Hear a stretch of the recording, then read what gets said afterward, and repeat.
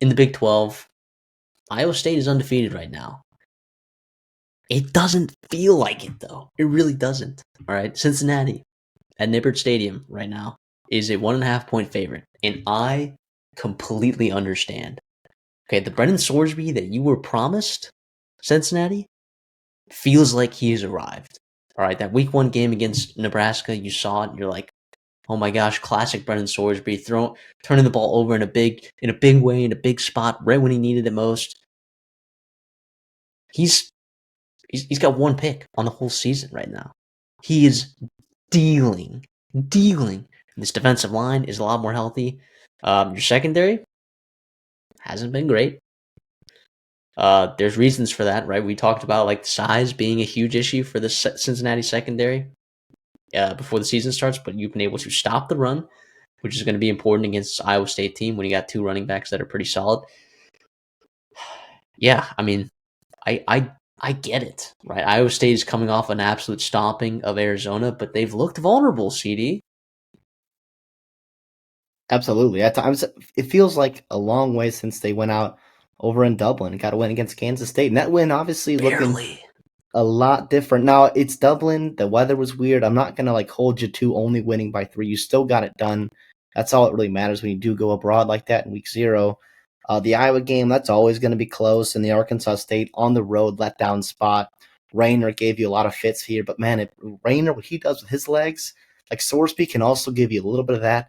And you're starting to see, you talked about him, his accuracy is getting better, his efficiency. You couple that with Evan Pryor and Tawi Walker out of the backfield as well, and what they're doing running the football with a lot of success.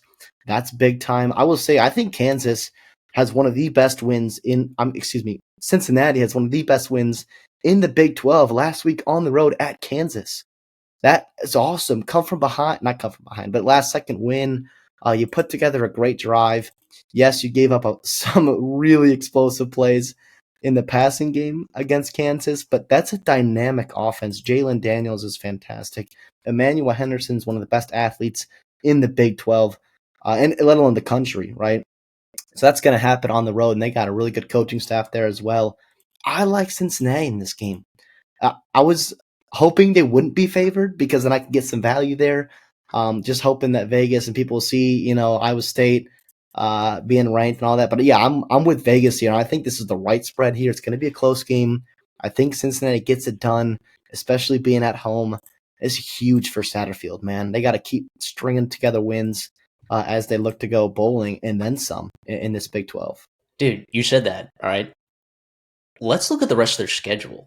All right, Cincinnati, you find a way to beat this Iowa State team at home, all right, which I'm with you. I think I'll take it. I'll take Cincinnati -1.5 against a top 15 team in the country. If you get this win, you got UCF, vulnerable team at home, all right, rivalry game. I like you in that spot. Oklahoma State, we've seen them be bunzo, all right. Have to win that game. Baylor is not a great matchup for you. As long as you commit to running the football, though, you can win that game at home. At Utah is going to be difficult for sure, but then Arizona at home, BYU at home, which you can win, and then TCU is another interesting one where like I don't feel like you have a great matchup, but like your ceiling here is like a 9-win team in this era of Cincinnati football with Scott Satterfield. Coming off last year's debacle and in that second half of the season where you were sitting there at 5 wins, what felt like forever for you. This would be huge here. Now to talk about Iowa State a little bit more here. What you did last week, Arizona is just not a good football team, right? Not right now. Rocco Becht, obviously one of the better quarterbacks in college football. I do like how you shuffle your backfield with Hansen and Sama, keeping those guys fresh. I do worry. Now, I know Sowell's a stud. I know he's been really good for you this year. You got Brahmer, the tight end. You got other players that have been super successful for you through the air to help Rocco Becht with his stats. He's completing 65% of his passing attempts.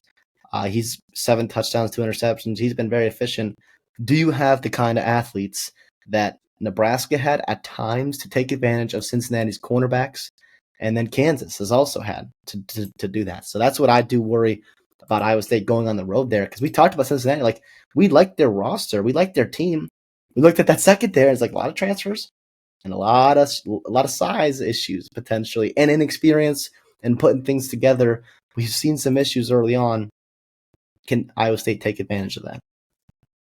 Yeah, the answer is like I don't know who's going to give us what. I know that Benjamin Brahmer is going to give us something, right? I know that Carson Hansen, Abu Sam, like they're going to be running the football pretty effectively. I know Rocco Beck, for the most part, will take care of the football.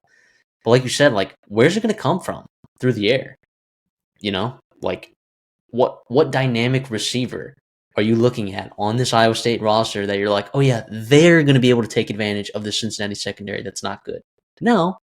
On the flip side, this could be the week that this Iowa State team flashes that, right? And they get their answer, right? Is it the Chase Sowell, right, who had I guess, would you call it a breakout game with 4 receptions? I guess he looked good, hasn't really been much of a feature the rest of the season, but I don't know. I don't know what it's going to look like, but maybe they answer that question, like who's going to be their guy for the rest of the season.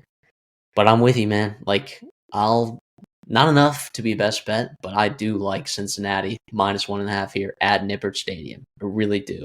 And I think, like you talked about, the reason we're previewing this game, and I know that this is going to go over everyone's head so far, this is one of those keystone games in the Big 12, right? Because the winner of this game all of a sudden becomes a team that you need to beat, right, in order to win the Big 12 and make it to the Big 12 championship.